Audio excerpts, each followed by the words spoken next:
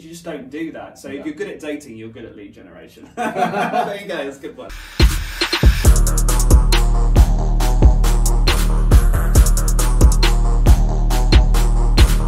All right, good morning everyone. Welcome to Honey Never Sleeps. This is a podcast all about sales, marketing, and just business in general. I'm Ben, your host, and the podcast is powered by the Nectar Group. With us today, I've got Luke Broadhurst from LeadIn Success, and we're going to be focusing on personalization in sales and the outreach mindset.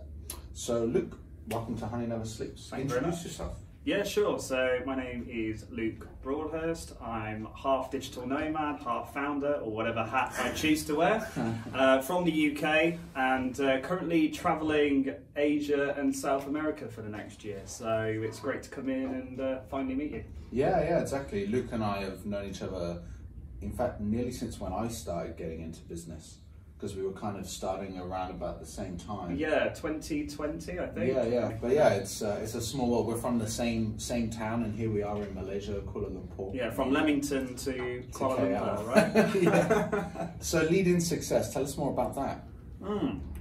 So LeadIn Success is quite an interesting business entity, or shall I say, whatever I want it to be, really.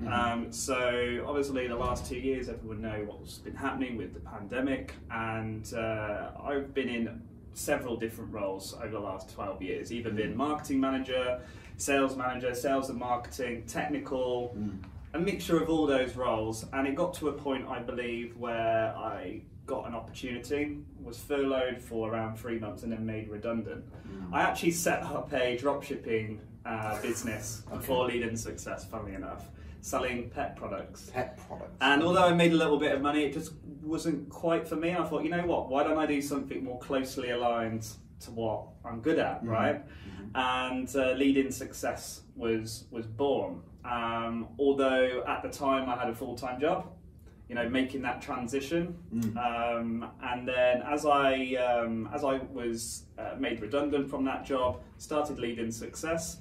Then I got given another job, and then I had to hire people to run my agency for me, because I guess, you know, it's difficult, right? Going from employee to business owner, it can be difficult in terms of the mindset. Yeah, absolutely. And then that confirmed that I definitely did not want to be, no, absolutely not. And then March, I believe 2021 is when I went all in with LeadIn Success. So briefly, what LeadIn Success is it's all about starting meaningful conversations with your ideal clients. And the reason why people come to us is effectively it's our frameworks, the way that we do it. Okay. And I see you're obviously very vocal on LinkedIn about personalization and sort of how people approach outreach. I guess what's your outreach mindset? Well, how do you approach outreach? How does LeadIn Success do things differently? So number one way we do things differently, we just focus on this part, whereas actually when it comes to outreach in-house, it's usually one of many different jobs. Maybe that person is the account manager, they're also organising events, they do sales, and then they do a little bit of outbound. Also how outreach is also seen as like some kind of initiation for a new person starting. Which is not good. You don't want to rely on the new person coming in, generating new business for a company that you're trying to grow. So we knew that this was kind of a challenge, but our mindset is purely around generating from cold. And we perfect the way in which we turn from cold to hot, and we're constantly on it all the time. So rather than having other priorities in the business, we just solely focus on this for not only ourselves but our clients. Okay. So going from cold to warm or to hot, what kind of strategy do you have a sort of a framework that you follow to get to that point? Is it personalization? How are you getting responses? How are you getting conversations started? Yeah, sure. So the basics that we start off is around the ideal client profile, which is the basics. It's the stuff that you put into a data tool, into Sales Navigator, into Apollo, whatever piece you want to use when it comes to data. And from that, you should have some kind of understanding on whether it's vertical based, whether it's job title. Most of the time there'll be a job title, and you'll work out the basics. Then you want to really understand the persona, the reason why they even want to buy in the first place. Many don't do that step, quite funnily enough. We will create like battle cards or top trump cards or whatever you want to call it of what an ideal client looks like for one of our potential clients. What questions are they asking? So one of the fundamental reasons that I believe that there is a lack of connection when it comes to outreach is because I believe that some of our clients, before coming to us, or just people in general, they don't know the right questions to ask. They don't understand what stage of the buyer journey that their potential client is in. And it's very difficult. If you're an expert in your business, you believe that there's a certain level of underlying assumption that you think they know. And 9 times out of 10, that's not the case. Maybe they don't even know how to self-diagnose their problem. It's a little bit like the iPhone. No one knew they needed it until it came, right? But so it's like working out what their potential challenges are going to be and whereabouts they are in the buyer stage. Then we also look at a mutual partnership strategy. So you've got your ideal client here. Rather going direct to them, who else is working with them that could get you and grant you access? That's something else that we look at as well. And then when it comes to personalization, so this is quite a loaded topic, I believe. So problem with personalization, there's a lot of fake personalization. So stuff that can be sent to anyone, but it's pretending to be personalized.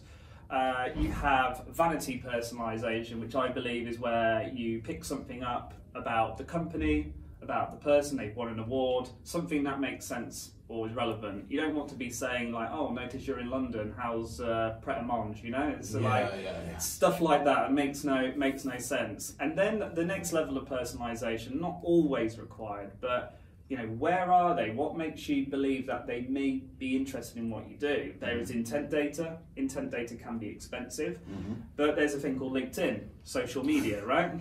A thing called There's a thing called LinkedIn. So what we like to see is like a social footprint. And it doesn't work for everyone because not everyone is as active. But if, say, they are attending an event, they're attendees saying how to make lead generation on LinkedIn your #1 channel, they may be interested in LinkedIn lead generation as an example, and it's a way to reach out. But again, the problem that we see is people just go, oh, I noticed you're attending this event, are you free for a 15-minute call? They're missing the point. There's missing the magic in between and linking the dots together. And then the third and final point is one that you should do on every single client, and that is understanding their challenges from the job role perspective. So the challenge of a marketing manager is very different to that of a sales manager. So that's where we need to break it down. So we can pick up something personal about their profile. If they've attended an event, or maybe they've commented on something, they responded to a poll survey, there's a footprint there that suggests they're in the suspect stage, right? They're looking around. And then lastly, like getting to the root cause of their problem. What's the best question to ask them that probes at the challenge of their role? Is it to impress superiors? Is it to work with another department? And so on and so forth. And what do you believe is their question? What question they're actually asking? So that's how we do personalization without going into too much detail. Too much detail.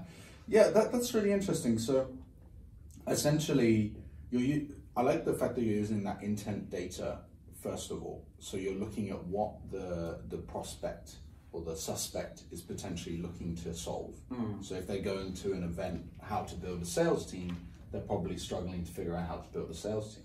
If they go into an event to learn how to do digital marketing, they're probably looking at some kind of gap within their role. So you're also very against copy and paste. I've noticed you're always talking about this online. So how do we stop that? How do we get that last, you were saying connecting the dots, asking the right questions? How do we stop someone from going, hey, I see you're going to this event, can I have 15 minutes of your time? Sure. So it's momentum in conversation is how I like to describe it. So how I like to analogize how we do outreach. It's the same as if we were going to a networking event. Okay. Right, now let's just take this example. I've got 100 business cards in my pocket, and I'm just going to go straight into the networking event, and I'm just going to go, hey, it's Luke here from LeadIn Success, take my business card, let's have a call for 15 minutes next week. People are going to look at me like I'm crazy. Yeah. But we do this on social media, and I believe it's because we can hide behind a name. It's very easy. There's no, you're not nervous about doing it because it's very easy to do it. Because you're hiding behind an avatar on LinkedIn or wherever you are, right? And it's momentum in conversation. Depending on culture, in the UK we like a little bit of small talk to kind of work out whether we're going to get on with that person or not, psychologically. And it may be over multiple different touch points, and it's about utilising those touch points. So connecting with someone on LinkedIn is one touch point. Asking a question, that doesn't necessarily mean that you're going to want a call. I think if you take away the fact that you want to get them on a call and you just want to meet them like you would a good friend, I think you would get a lot more opportunities doing it that way. Because I do believe, especially now, they have a radar. They're trying to work out, are you going to sell to me? I don't even know who you are yet.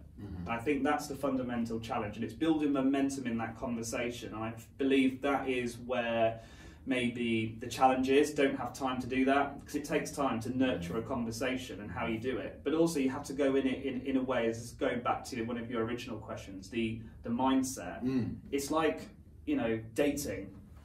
It's like making friends. It's the exact same. You don't go to a girl on a Tinder date and propose to them in the first interaction, or as I've seen, they send their life story in a message. You just don't do that. So if you're good at dating, you're good at lead generation. There you go, it's a good one. So people who are successful at dating are good at lead gen. So I would say we so. Need to hire players, basically. Yeah. I like that momentum in conversation. What I've seen, certainly on LinkedIn, and even on email as well, is people are rushing. Like you said, they're not taking their time, and they're doing exactly what you said, going out and giving business cards straight away. This is what I do, come and work with me.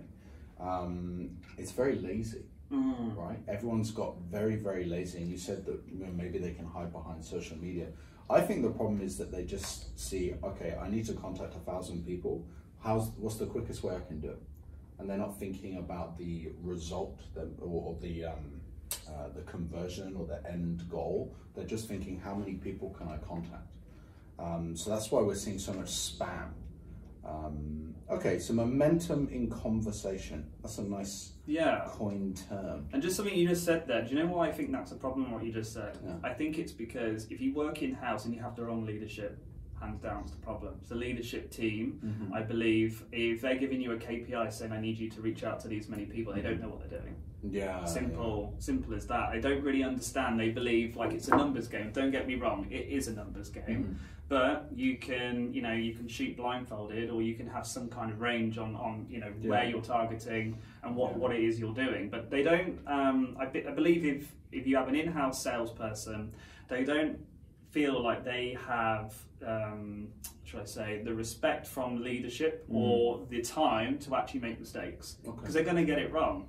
The founder, MD, or the sales director, if they're hiring someone and giving a KPI like that, means that they don't fully know what they're doing, in my personal opinion. I'm not 100% aligned with you on that. Go on then. Because we still need KPIs.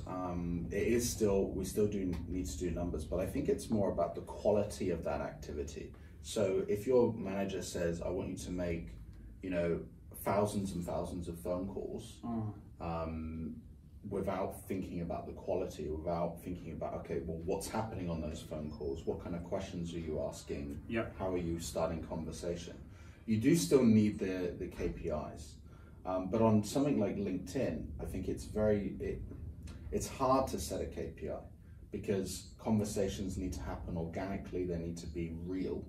Like you said, they can't just be, here's my business card, come and talk to me. You need to establish rapport, build a relationship. And I think what's happening is cold calling is very much pick up the phone, do 100 dials, you might connect to 10 people and try to have a conversation.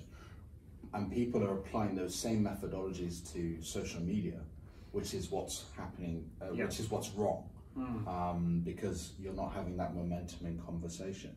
So what I guess the biggest lesson here is take your time, right? Yeah, stop rushing, absolutely. Stop being lazy, stop rushing. So, you know, let's say I'm a small business owner. You're a small business owner. You're a digital nomad and slash founder, right? How do we then keep that momentum whilst we're wearing lots of hats?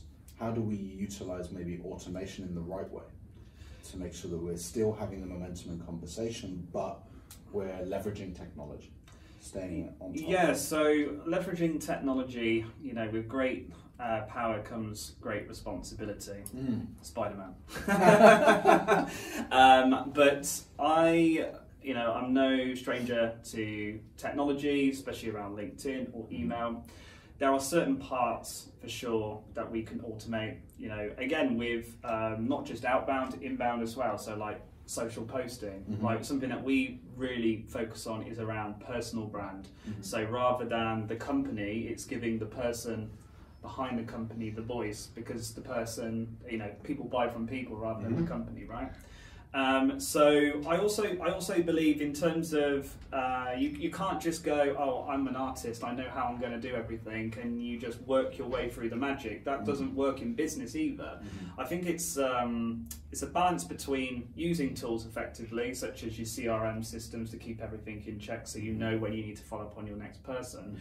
But say, you know, using a tool, although you can't really do that too much now, but using a tool to send hundreds or thousands of emails or LinkedIn connections and hoping for what sticks doesn't work, or shall I say long term is not sustainable.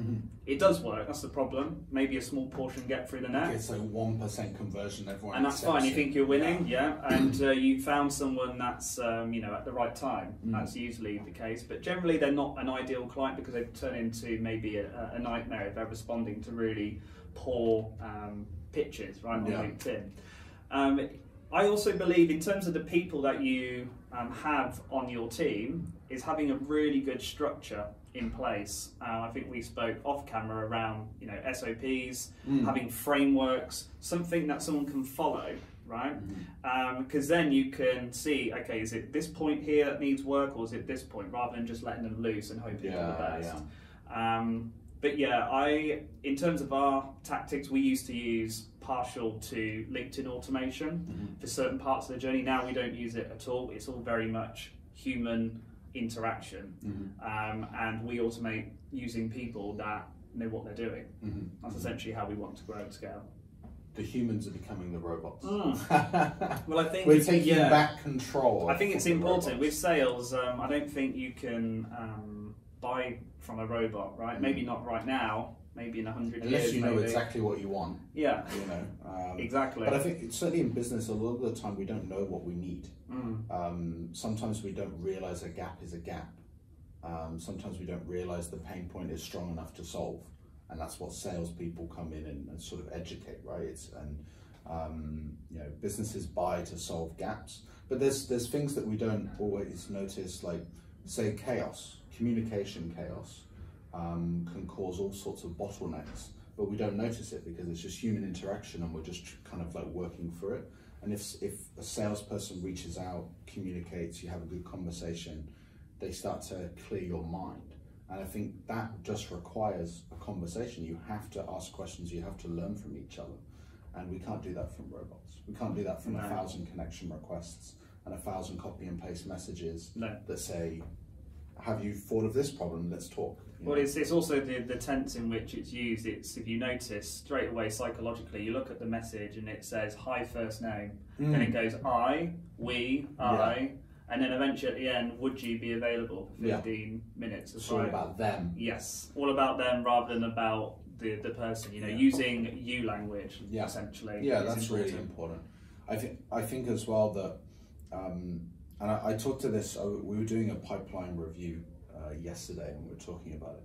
And one of our reps was saying about how they were trying to create some urgency and they were basically saying all about why they needed it urgently, rather than why the customer needed it. And I was like, well, that's you. Why do they care about you? Yeah.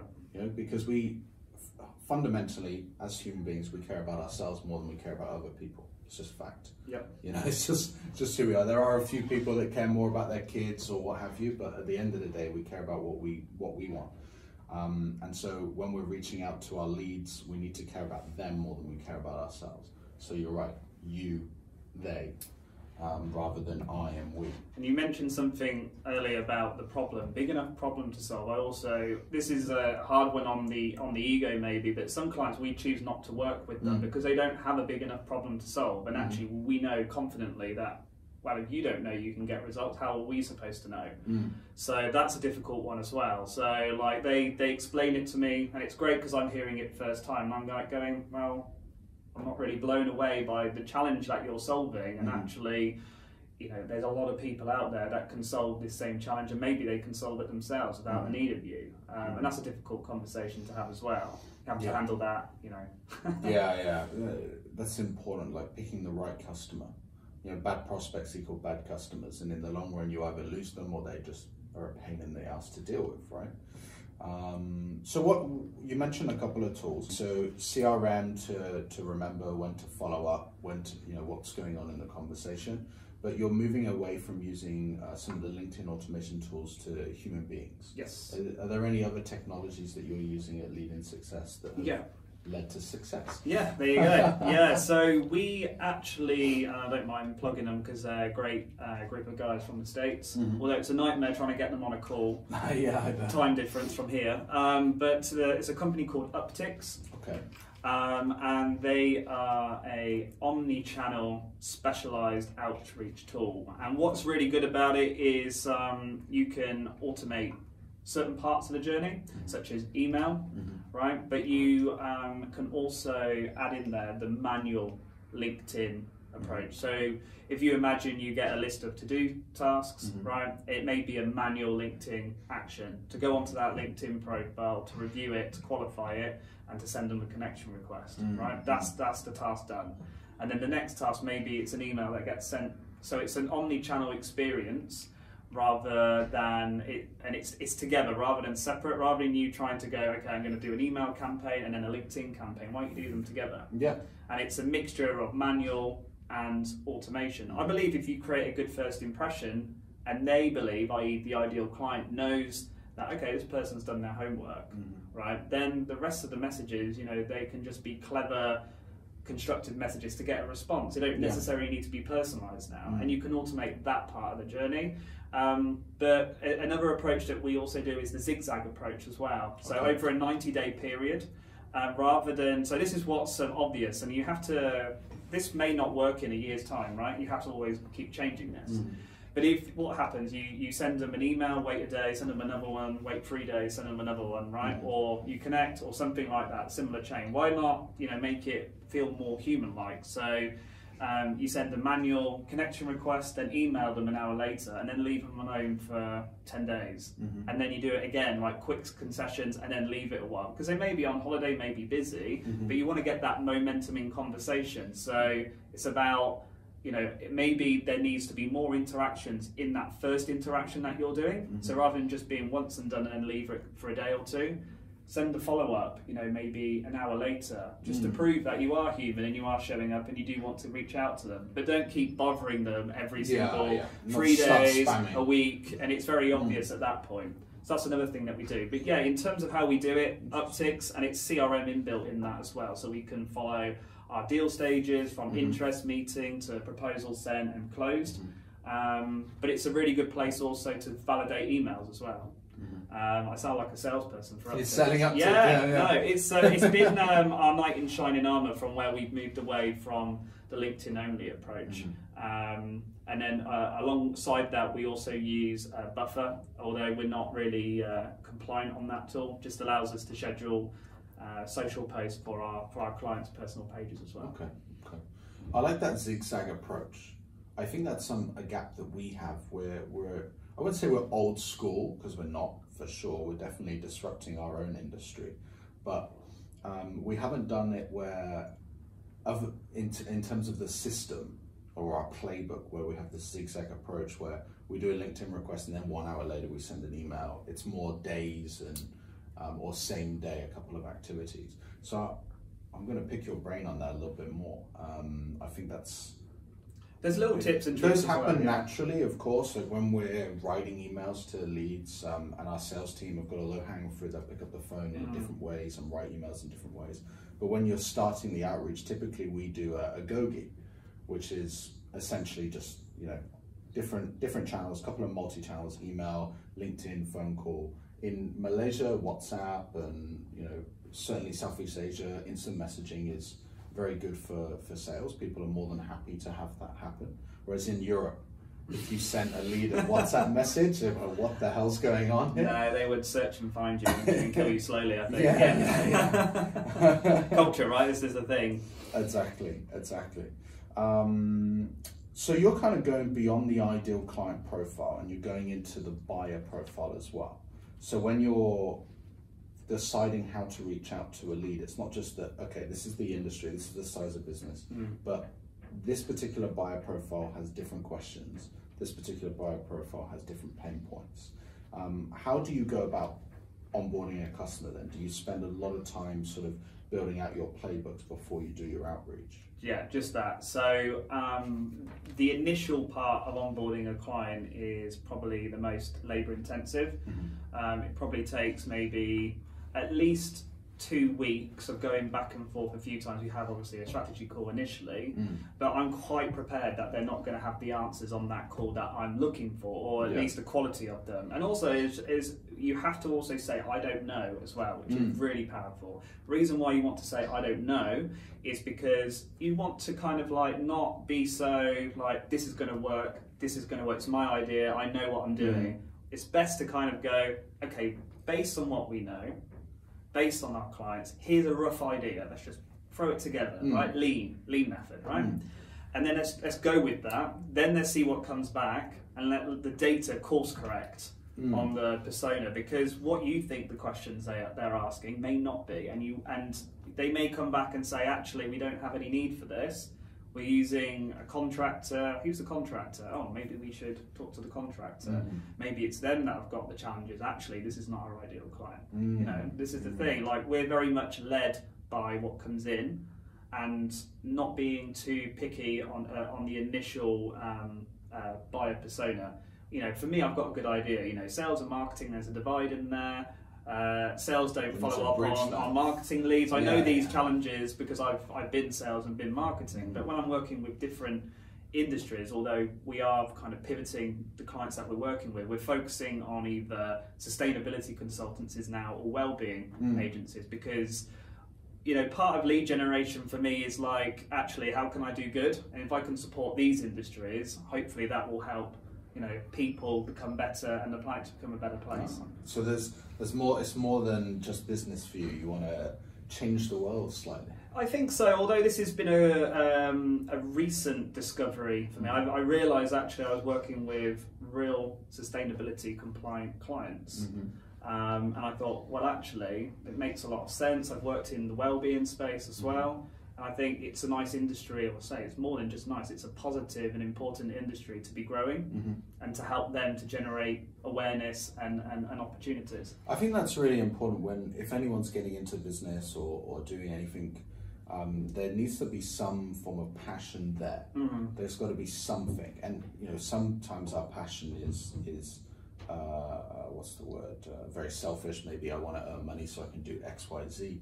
But sometimes it's to have a positive impact on the world. I think one of my passions is, as we're growing Nectar, we're hiring more and more people, giving more and more people opportunities of work, and which can change people's life. That's what excites me. So it's good to have that extra incentive, other than to allow you to be a digital nomad. I think so. I think it's important. Otherwise, I believe maybe the burnout isn't as fast as maybe being an employee in a company you don't like. Yeah. But eventually you'll be like, why am I doing this? You have to answer that why question. And since I've made this shift, it feels right, and you've made the right decision because it feels right to do so. So yeah, I think it's important to get really focused on your why you're doing it in the first place. And that helps you with the tough times, right? You mentioned the burnout, because burnout can come in very different ways. I think sometimes you have a stressful period of time as well. I think 6 months in, after I had started hiring, so 6 months after we started building a team, there was a time where I was worried about cash flow and that whether or not I was going to even make payroll. So I was really stressed and panicking about it. And then I started saying, I'm not making any money myself. I had a great job before. Why am I even doing this? And then I started to question it. Self-doubt. Yeah. I mean, any founder goes through it. Yeah. But I took a step back and I went back to the maths and the numbers, and then I was able to solve my problem very easily. It was just inflated by what would happen if I didn't. And so I went back to the numbers and I solved it. And then I started thinking, well, why did I get into business in the first place? And why am I excited to do it? And it returned back to that passion. I'm building a team, I'm building something exciting, we're doing something different. And that passion keeps you going, gets you through the tough times. It does. And I think even when you're an employee too, if you're working at a bank, not that banks are bad, but let's say you're working at a bank and you're just doing it for a job, the tough times are going to be hard to get through. But if there's something that drives your passion, whether it's the bank is investing in green tech, or the bank is paying me well so my family can go and do this, there needs to be some motivator outside of just your job. Definitely, 100%. Yeah, to get you through. What you've kind of gone from, you were an employee. Was it more circumstantial why you started LeadIn Success? Because you mentioned that you were made redundant and different things were happening, or or something else kind of inspired you? Like, what's your story? Well, how did you actually even bother to do it? Yeah, so I guess getting out of, for me, obviously because it was personal, I've always wanted to start my own entity of some description, right? But I guess I was in the comfort zone, quite happy, making a decent paycheck every month, not really thinking about it too much. Yeah. And I would say the pandemic, being on furlough, then redundant, not only forced my hand, but it was kind of like, right, this is my chance, my opportunity now. Like, it's now or never. And what I've learned from that is it doesn't require a pandemic or furlough to happen to do that. But I tell you what it does require, it requires time. Yeah. You need to have that time to think. And you can't think properly if you are working a 9 till 5, 8 till 6, or a 24-hour, whatever job. Certainly harder. Yeah, it's very, very difficult, because when it comes to the weekend, you want to chill out. But all of a sudden, I had 3 months of completely free thinking and not having to work for someone else. And as I said, I started a dropshipping business, quickly didn't want to do that, and then moved into doing lead generation services for clients. And funnily enough, I got my first client in the first week, so I knew I was onto something. And that's kind of where the motivation came from there. But no, I would say probably since a very young age, I've always wanted to do my own thing, but didn't really find the time or know how to make it happen. We have very similar stories in that regard, because I mean, my father had his own business, and when I was a young teenager, he ended the business and moved on and retired. But I always wanted to start something myself, and I never really was sure what that was going to be. And I found myself in sales, and I found that I was relatively good at sales, and so that's kind of why I led my business into some form of sales-related business. But it was a timing thing as well. So previously in my job, I was flying constantly all around the world, and so I never had any time. And when I did have time, I did not want to be working on a business. But as soon as the pandemic struck, I wasn't furloughed, but I had so much extra time. And the first month of our lockdowns in Malaysia, we had, I think the first lockdown was 3 months. And the first month I just watched TV, played video games, was useless. Yeah. And then something clicked in me, or switched in me, and said, wait, you've got all this time, let's do something with it. And I reached out to a couple of friends who I knew had businesses that needed some help. They became my customers very quickly, and they started telling their friends, and then suddenly I had more customers than I knew what to do with, and I had to hire people, and then I quit my job, and it just kind of skyrocketed, right? But it was all just because of that circumstance. I think when you have an opportunity, you have to take it. And something you mentioned, you were quite comfortable, right? You were comfortable with your salary. I'm starting to think that when you're an employer, salary is like a drug. It is. You know, you're addicted to that drug. It's safe, it's secure and relaxed. But we're both young founders, and you can take those risks when you're young, right? Yeah, everything's risky in life. Everything. Being born is risky. Yeah, just crossing the street. Exactly. Driving in KL is risky. Yeah, exactly. So if you were to tell anybody, you know, our listeners who maybe are having a tough time or thinking about starting something, what advice would you give them as a founder of your own? Yeah, I've had these conversations with a few people before, and I'm actually on the side also do coaching around, you know, digitizing or looking at what someone is doing, how they can do it for themselves. The number one thing is getting time. How do you get time? Money. And you have to get really strict with that, I think. Either you have an opportunity that comes to you and you're very fortunate, like myself, you know, I'm not going to sugarcoat it, I had a very good opportunity. But what I would say is if you can save enough money to get time, and then you have time to really know what you want to do, because a lot of people don't know what they want to do. It's because they don't have any time. Yeah. Time is key and time is precious. The more you have of that, the more you can make something that is precious for yourself. Yeah. So they're the easiest thing I can say without going into too much detail is how do you get more time? That's the thing. From that, then actually start thinking, reading self-help books, looking at things, podcasts that inspire you, that kind of motivate you. Yes, this podcast, right? And then from there, don't try and build Rome in a day. Yeah. You know, maybe the business that you were meant to run, or maybe it's not a business, it's a coaching thing, or you're doing something, right? That may be in 5 years down the line. Why don't you just do something that's a lot easier version of that, and just see where that goes? But ultimately you want to have the line in the sand of what you want to do. But in terms of how you get there, don't get too strict on how you get there, because life is very interesting. It can have a habit of changing your direction, for sure. Definitely. And I guess another kind of what I'm hearing as well there is that it's a journey. Stop focusing on the destination and enjoy the journey, right? 100%, yeah. Because if you're just like, I want to get to 100 customers or millions of pounds, and you're too focused on tomorrow. Yeah. And as you say, Rome wasn't built in a day. These things take time. They do. Yeah. And you could say that about your career as well, right? You know, if you want to be a manager or a leader in a business, and you're in your first couple of years of work, don't expect it to happen in a day.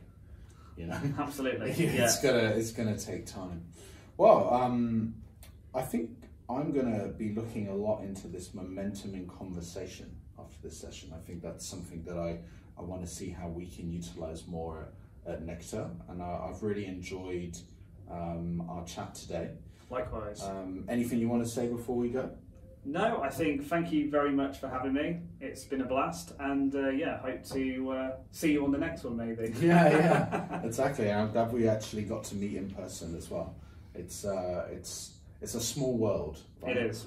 Meeting on Zoom to meeting here in KL, 14,000 miles away from where we're from. So thank you very much for coming, and everyone. Stay tuned for the next episode of Honey Never Sleeps. Thank you very much.